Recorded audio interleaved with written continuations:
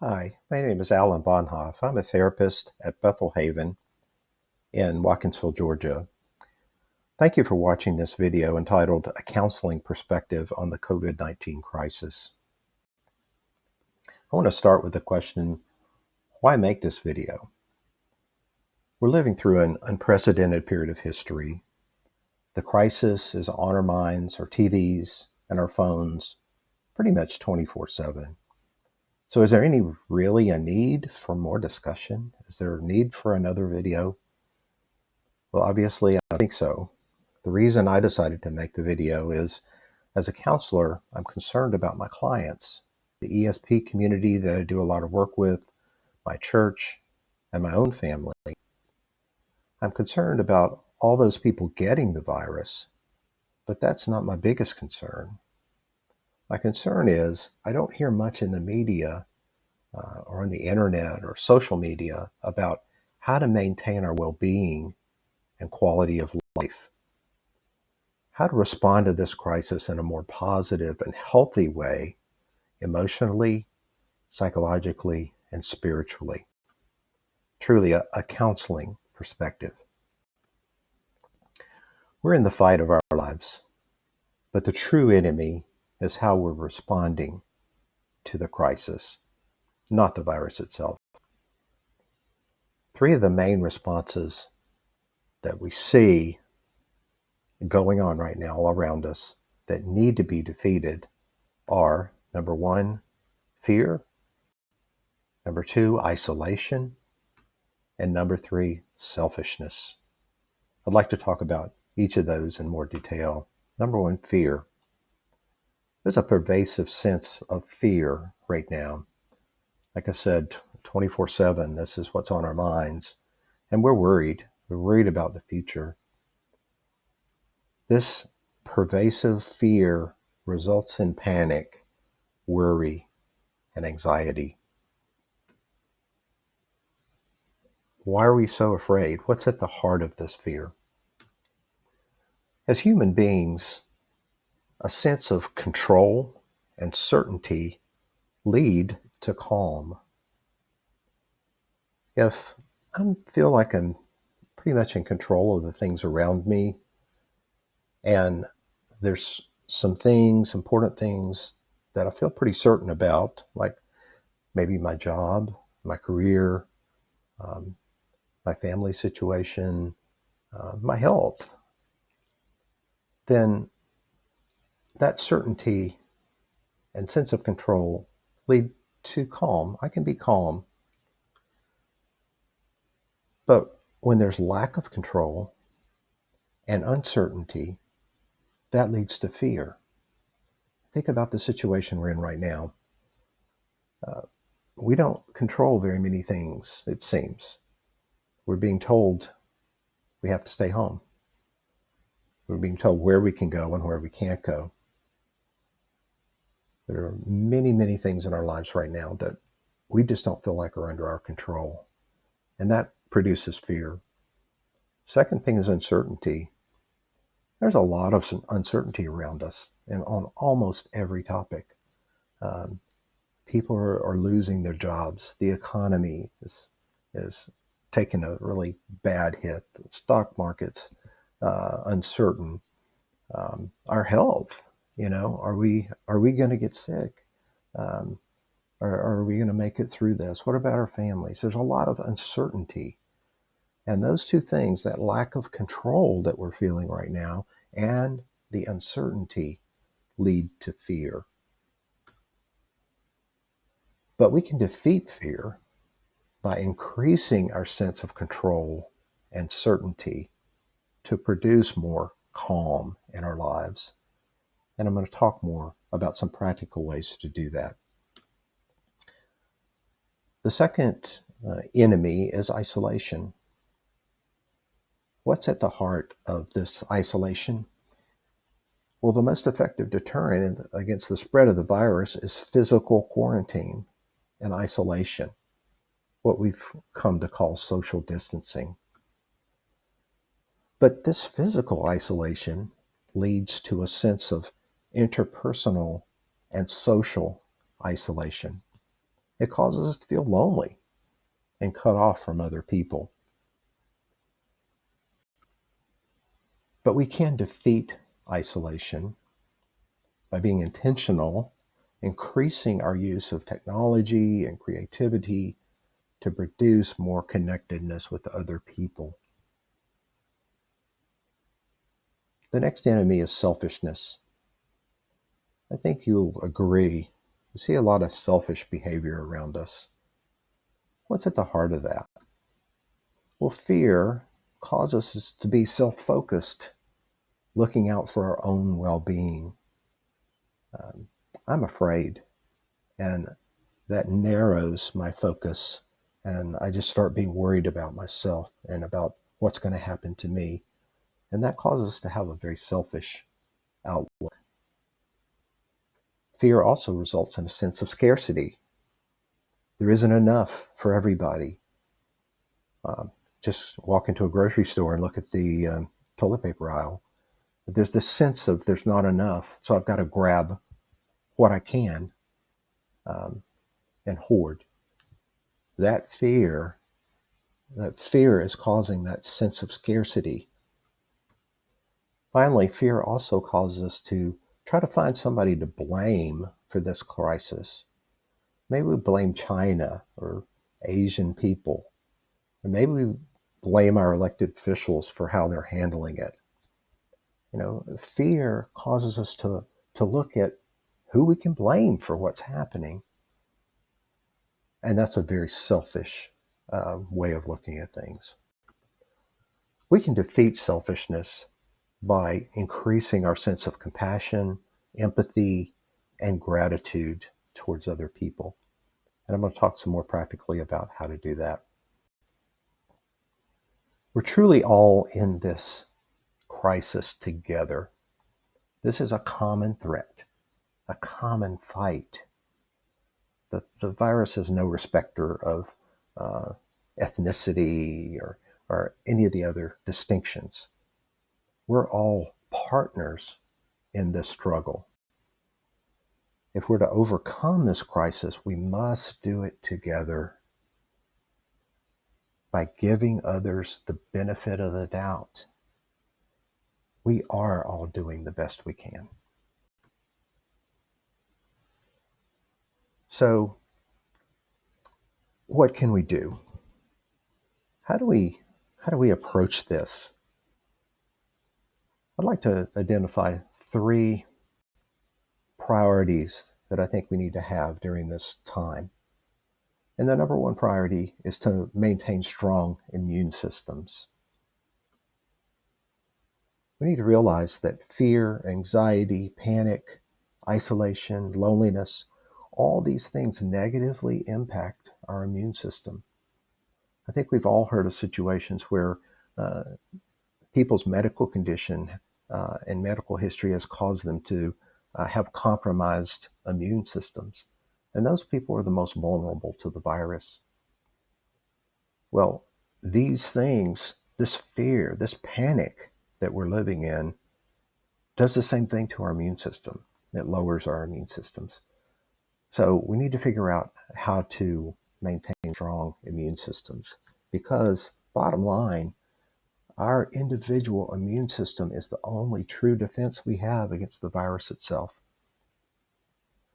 At the bottom of the page, you'll see resources page and some numbers. At the end of this presentation, I'm going to talk about a resource page, and the numbers indicate which of the items on that page are related to this particular priority. The second priority is we need to control the things we can control. Even in this crisis, there are things we can control, and we need to focus on those. We can control our actions, our own individual actions. We can take small steps to protect and improve our bodies, our health, our minds, our families, our communities.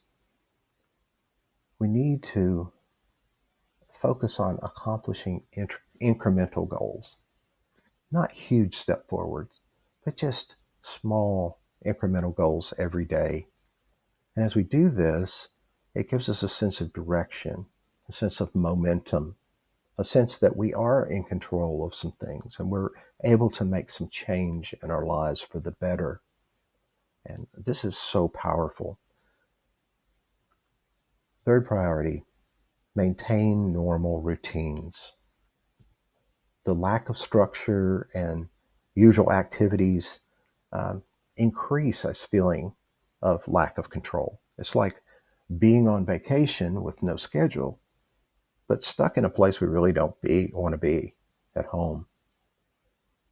So instead of seeing it that way, we need to try to maintain as much of the structure as we can in our lives, the things we normally do, the hours we normally sleep, um, the people we normally talk to.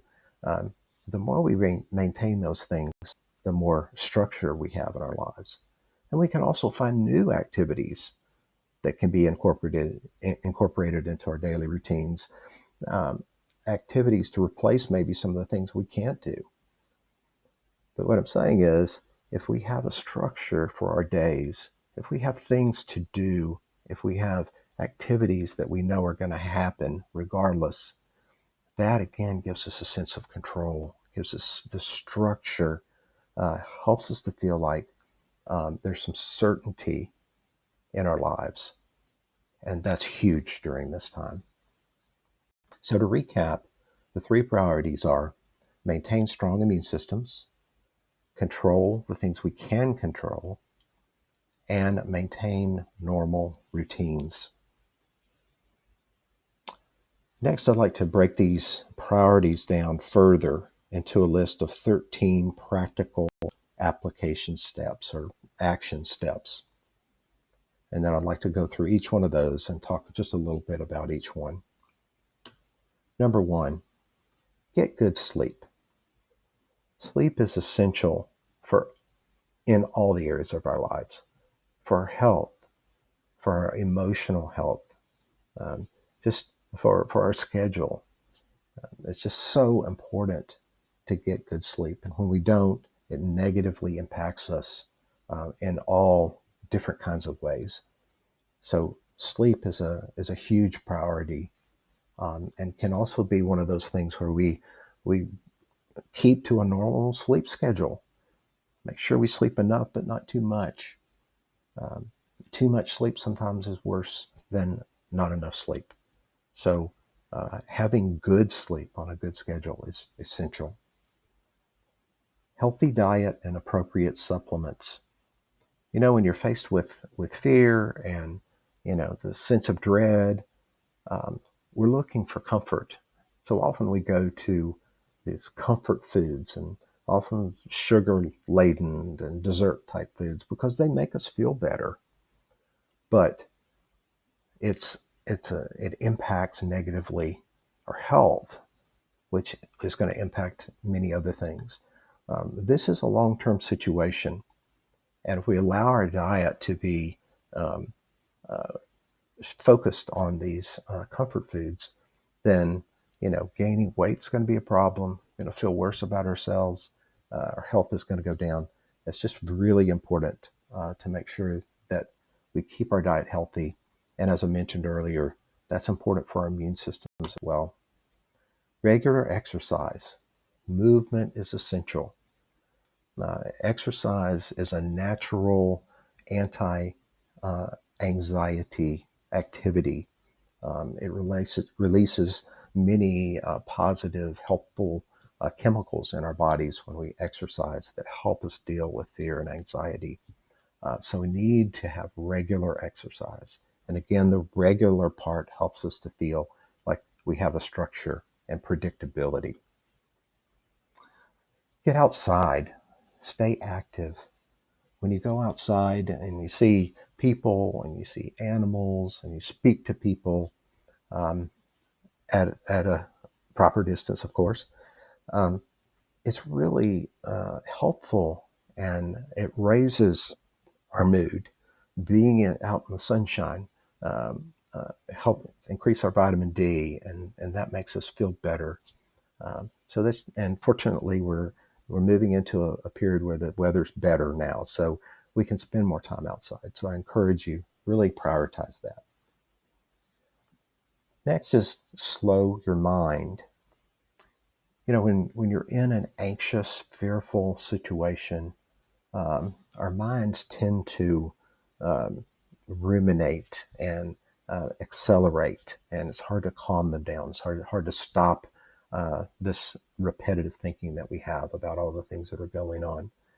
But it's been proven that the most direct and simplest way to slow down our mind is by slowing our breathing in a very predictable way. So the resources that I have mentioned here will help you learn how to do that and help you begin to incorporate that into your schedule. And maybe you have to do that 2 or 3 times a day just to intentionally slow your mind by slowing your breathing. Number 6 is limit your exposure to the news. Um, if you're sitting around all day watching the news, um, you can see what that's going to do to your anxiety level. You're focused on it. It's a very dramatic, and the numbers and the statistics and the grim predictions, constantly. It's just not good for us, and it increases the sense of fear, the sense of panic that we have, this anxiety that we have. And to take that a little bit further, especially TV news. TV news, by its nature, is dramatic. It's designed to keep you interested and keep you watching it. So everything's done in a very dramatic way. And it's just not good to view that all day long. My suggestion is just check in for maybe half an hour or less, a couple of times a day. Um, to me, the evening news is great because in 30 minutes, you can catch up on really all the major things that have happened during the day. You don't have to listen to the news all day to get the main things that are happening, but you can check in a couple of times. Even getting a news app on your phone and listening to or reading news articles is it's a lot more calm way to get facts than to watch the TV news. And number 7, focus on the truth, not hype.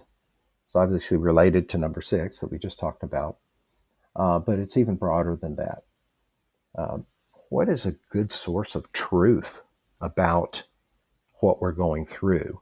What should we be paying attention to? Is it social media? I don't think so. That's not very reliable. There's not a lot of truth there. How do you separate the truth from not? Listening to politicians who have agendas, again, probably not the best source of truth. I have a couple of websites listed on my resources page that are really solid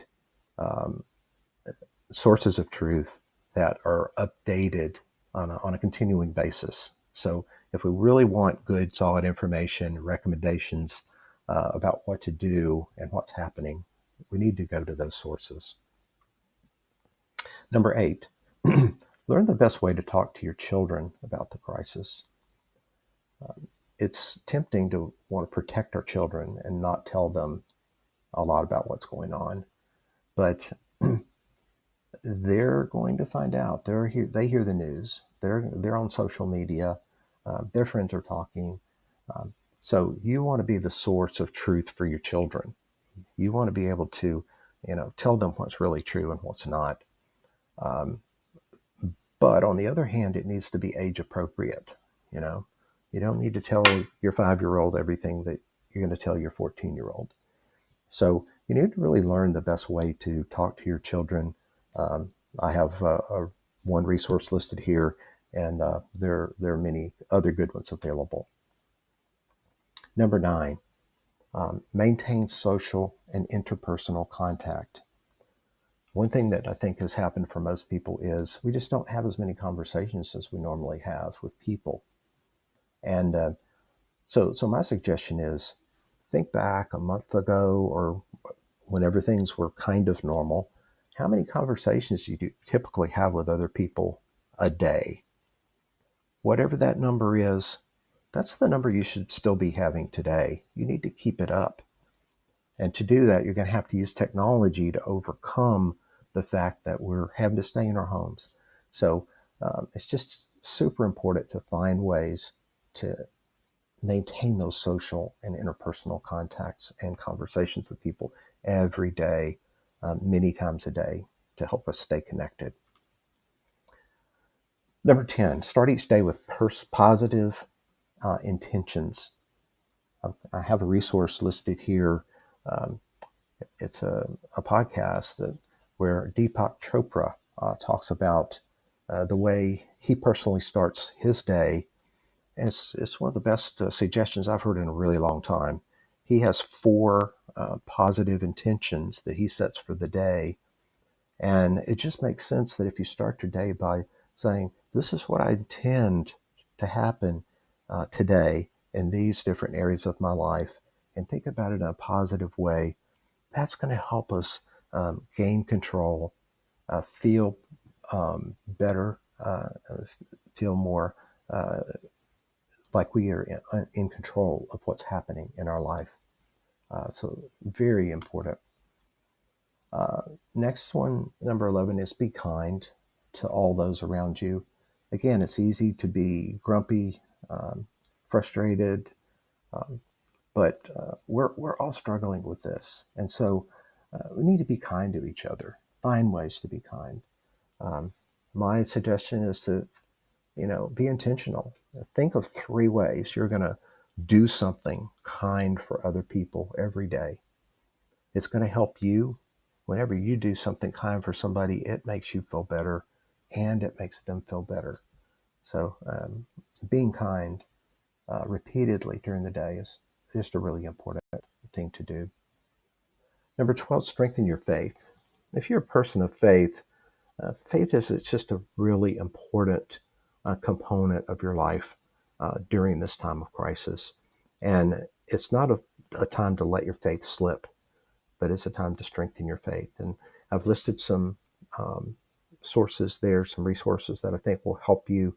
Some are focused on using your faith to address anxiety, but don't neglect this aspect of your life. Make sure that you feel like you're growing in your faith during this crisis.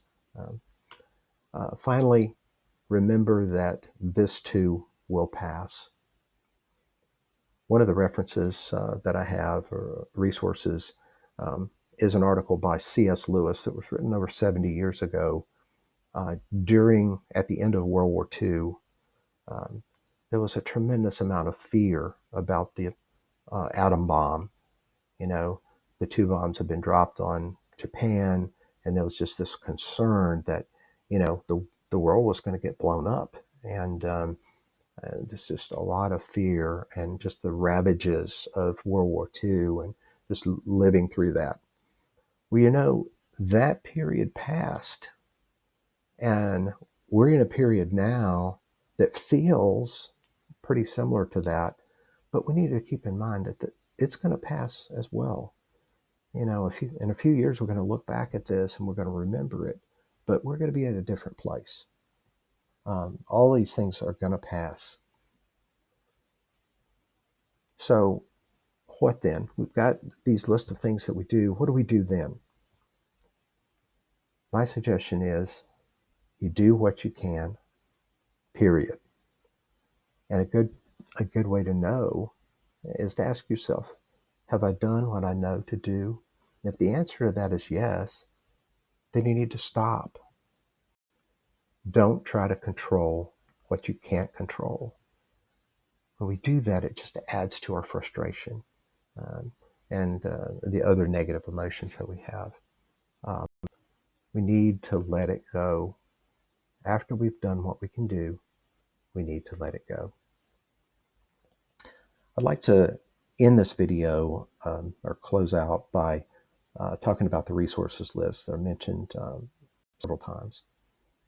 There's a list of 15 practical resources, and I'm going to go through the different topics in this resource list, but I want to call your attention to the link at the bottom of the page.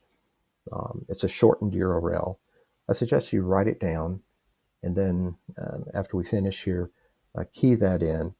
That'll take you to the a copy of the resources page that I'm going to talk about for a minute here, but in detail with links to different things and pointers. So please write that down and use that resources page. The different topic areas on there are emergency and crisis information. If we know what to do, if we really do have a crisis, if something happens and we need help, it's comforting to know that we have that information somewhere. And I've listed several important things on there that will help us if we have a crisis situation. Number two, just general information and advice. This is those sources of truth that I mentioned earlier that I think are so important. If we have questions, if we want to know more, these are go-to places. Number three, more on this counseling perspective. I think there's 4 or 5 different resources that I mentioned there that I think are very good. Also, in that list, I think it's number 9 on the list, is a written summary of this presentation. So in one page, it's all those priorities that I talked about early and why we're feeling the way we do. Second page is the practical action steps that we talked about, just kind of a checklist. You print it out, put it on the refrigerator.